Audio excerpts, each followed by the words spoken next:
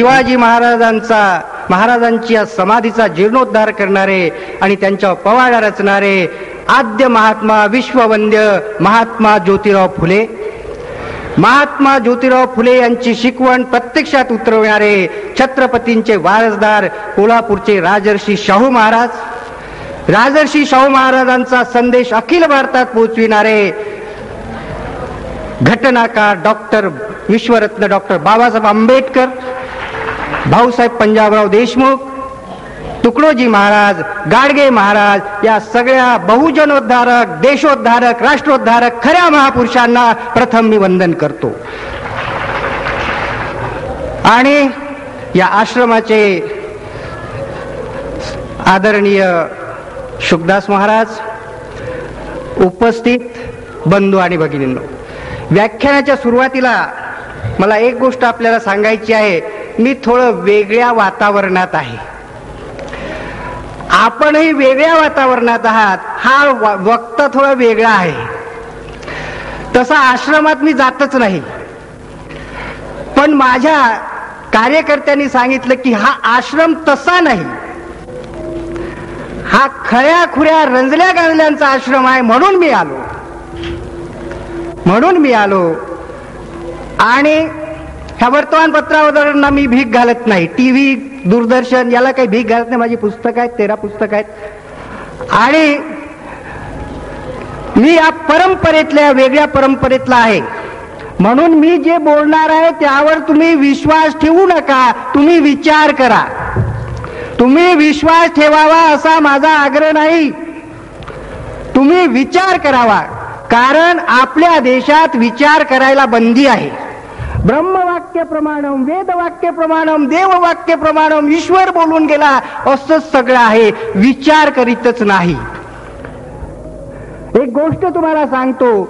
एक राजा होता. तो राजा म्हणाला, आपल्या सगळा दरबार भरवला आणि म्हणे मला काय कमी आहे, मला काय कमी आहे असं म्हटल्यानंतर एक पंडित आला आणि तो म्हणाला, महाराज आपल्याजवळ सगळं आहे पण आपल्याजवळ इंद्राचा पोशाख नाही. इंद्राचा पोशाख नाही, मग कुठे मिळतो? 2 लाख रुपये द्या, मी आणतो. पंडित गेला आणि इंद्राचा पोशाख तो घेऊन आला. मोठा ट्रंक, मोठी पेटी घेऊन आला आणि म्हणे चला महाराज आता इंद्राचा पोशाख घालायला. आणि पोशाख बदलण्याच्या खोलीत नेलं आणि पेटी उघडण्यापूर्वी महाराजांना सांगितलं, राजाला एक लक्षात ठेवा म्हणे, हा इंद्राचा पोशाख आहे. हा इंद्राचा पोशाख त्यालाच दिसतो ज्याचा बाप खरा असेल. ज्याचा बाप खोटा असेल त्याला तो इंद्राचा पोशाख दिसणार नाही. सांगा म्हणे उघडू का पेटी? हो उघड म्हणे. पेटी खालीच होती, पण राजाला प्रश्न पडला की आता मी नाही दिसत म्हटलं तर माझा बाप खोटा होतो. म्हणून तो राजा त्याची तारीफ, वा किती छान पोशाख आहे रे, वा वा म्हणे. मग हा मुकुट घ्या आणि घाला. वा वा किती छान दिसता तुम्ही. हो छान आहे. मग म्हणे हा अंगरखा काढा तुमचा आणि हा घ्या अंगरखा. म्हणे घालू? हो म्हणे घाला. वा वा फार छान. मग म्हणे ते विजारही खालचं सगळं काढा. काढू म्हणे? हो काढा म्हणे, काही हरकत नाही. काढलं आणि म्हणे घाला. आणि म्हणे पहा बघा आता खरं सांगतो तर बाप खोटा. मग म्हणे आता दरबारात चला. दरबारात घाबरू नका, मी सगळ्या दरबाराला सांगून ठेवलेला आहे की राजाने इंद्राचा पोशाख घातला आहे, पण त्यालाच दिसेल ज्याचा बाप खरा असेल. ज्याचा बाप खरा असेल. आणि मग म्हणे हा मग ठीक आहे म्हणे. मग राजे अशा रूपामध्ये त्या दरबारात आले. म्हणे आता असं करा, आता आपण नगरीमध्ये आपली शोभायात्रा काढू. आणि मग नगरीमध्ये फिरायला लागले. म्हणे नगरीमध्ये, म्हणे घाबरू नका, अहो मी दौंडी अगोदरच पिटवून ठेवलेली आहे की राजाने इंद्राचा पोशाख घातलेला आहे आणि तो त्यालाच दिसेल ज्याचा बाप खरा असेल. आणि मग हे राजे अशा स्वरूपामध्ये निघालेत. प्रत्येक जणाला काय आहे ते खरं दिसत होतं, तरी ते खोटं बोलत होते. म्हणे राजाचा पोशाख किती छान दिसतोय, वा वा राजा किती छान दिसतो. पण एका माणसाच्या खांद्यावर एक लहानसं मूल होतं. ते खरं बोललं. बाबा म्हणे अहो राजा नागडा, त्यांनी कपडेच घातले नाहीत. त्याने एक थोबाळ्यात मारली आणि तोंड बंद केला. अरे चुप, असं सांगशील का तुझा बाप खोटा ठरड. तशी स्थिती माझी आली आहे इथे, त्या पोरासारखी. माझी इथे अशी स्थिती आहे. आणि म्हणून तुम्ही विचार करा. मी इथे जे सांगत आहे त्याचा आपण विचार करा. हे मी मुद्दाम इथे सांगितलेलं आहे. याचं कारण यासाठीच तुम्हाला हे मी सांगितलेलं आहे की याचा विचार करा. कारण खांडूक झालेला आहे या देशाला. आपल्या मुलाला खांडूक झालाय, पस काढायचा आहे, पू काढायचा आहे. दुसऱ्याला काय, आपण त्याला पक्क धरतो आई वडील आणि तो पस काढतो, पू काढतो. कधी कधी पाय सुटला तर ती लाथ त्या एखाद्या आईच्या नाही तर बापाच्या छाताडात बसते तरी परवा नसते. पण पस काढतो, तो शिव्या देतो मुलगा पण काढतो. ते पस काढण्याचं काम माझं आहे. या देशाला कॅन्सर झालेला आहे. जातीभेदाचा, अंधश्रद्धांचा, गरिबी शमिरीचा आणि अज्ञानाचा कॅन्सर झालेला या देशाला. आणि तो काढायचा असेल तर थोडंसं दुखलं तर माफ करा, 2-4 शिव्या दिल्या तर ऐकून घेईल. पण महाराज आहेत तर मला हिंमत आहे. अहो 33 कोटी देव आहेत या देशात. 33 कोटी देव आहेत ना. बुवा न बाया तर किती असतील काही सांगताच येत नाही. या देशाची लोकसंख्या 90 कोटी आहे. एका देवानं 3 माणसाचा उद्धार केला तरी 30 कोटीच देव लागतात. कशाला काम करा लागते? अजून 3 कोटी देव रिझर्वेशन मध्ये राहतात. कोणी सुट्टीवर गेला तर बाकीचे येतील. तरी हा देश जगात सगळ्यात गरीब आहे. मला कळतच नाही हा असं का झालं, असं का झालं.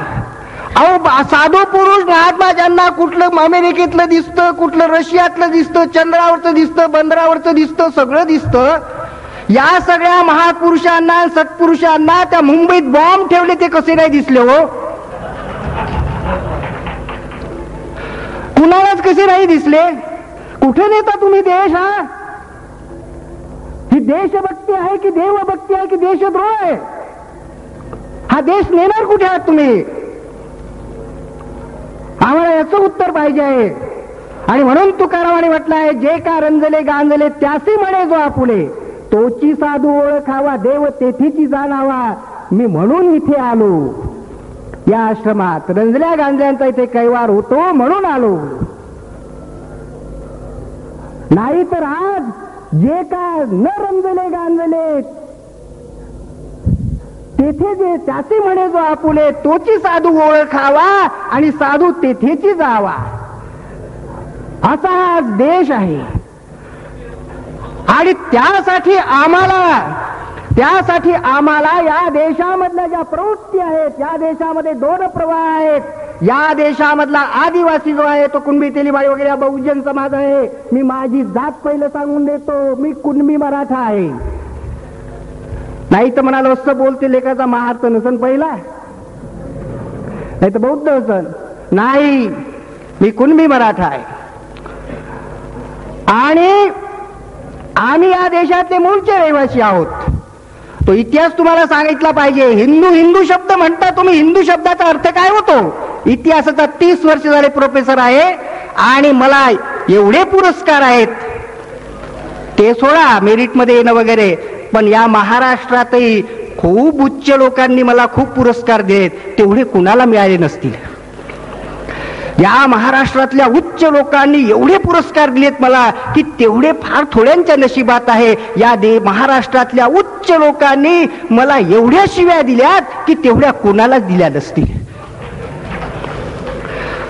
माझी प्रेतयात्रा काय काढली, पुस्तकं काय जाळले, तरी त्यांना मी पुरून उरलो. गेलेत, बरेचसे गेलेत. तर हा जो या देशामध्ये मी जे बोलणार आहे ते लक्षात ठेवा की आधारित बोलणार आहे. हायकोर्टामध्ये अवतरण चिन्हापासून लढणारा मी माणूस आहे. एस.एम. जोशी काय, नाग गोरे काय, आचार्य अत्रे काय, सगळे माझ्याशी लढून गेले. हे लक्षात ठेवा. ह्या वर्तमानपत्र वगैरेच्या प्रसिद्धीवर मी अपापलेला नाही आणि ते मला देणारही नाहीत आणि अपेक्षाही नाही. आणि दिली तर माझं काही चुकलं असं मी समजील,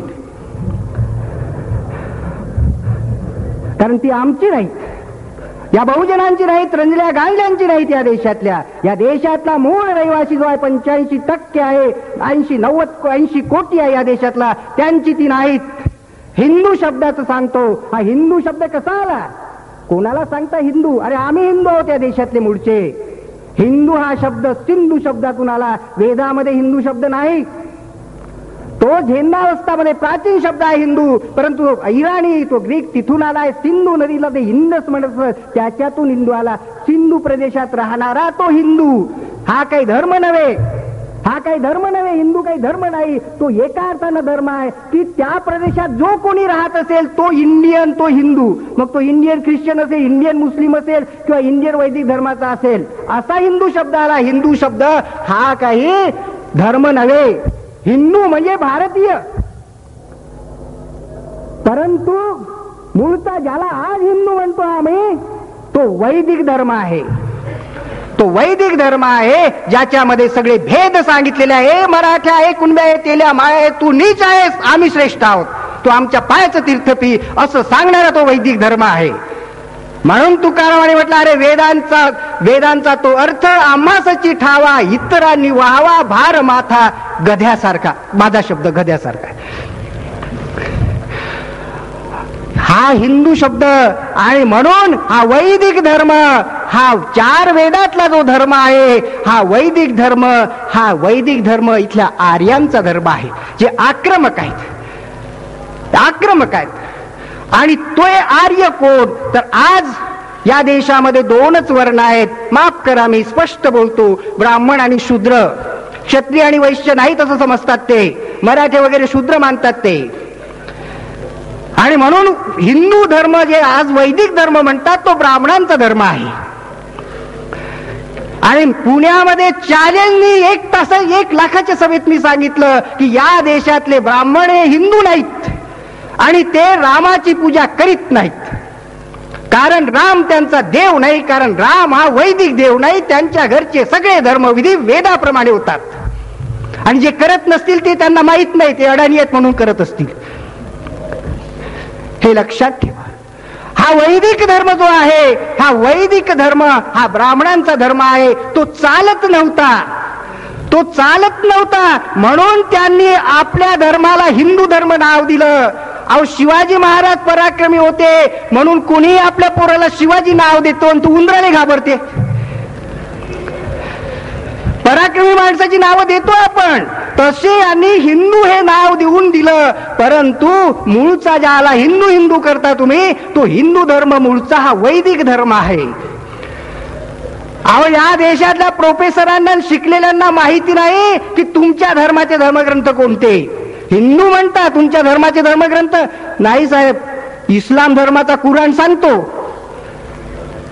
ख्रिश्चन धर्माचा बायबल आहे माहित आहे, तुझ्या धर्माचं सांगणं.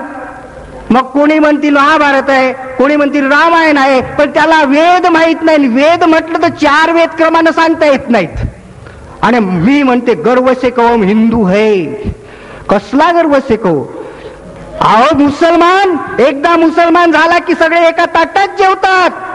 आणि तुम्ही, तुझाच हिंदू आहे ना तो महारमान चांबार भंगी, एका ताटात जेवता का तुम्ही? नाही, तू अलग राहा आणि हिंदू म्हणता. याला गर्व से कहो म्हणायचं? माणसाचा विकार होतो, त्याला गर्व से कहो म्हणायचं? ती गाय आमची माय आहे, गो माता की जय. गाय तुमची माय, मग बैल कोण?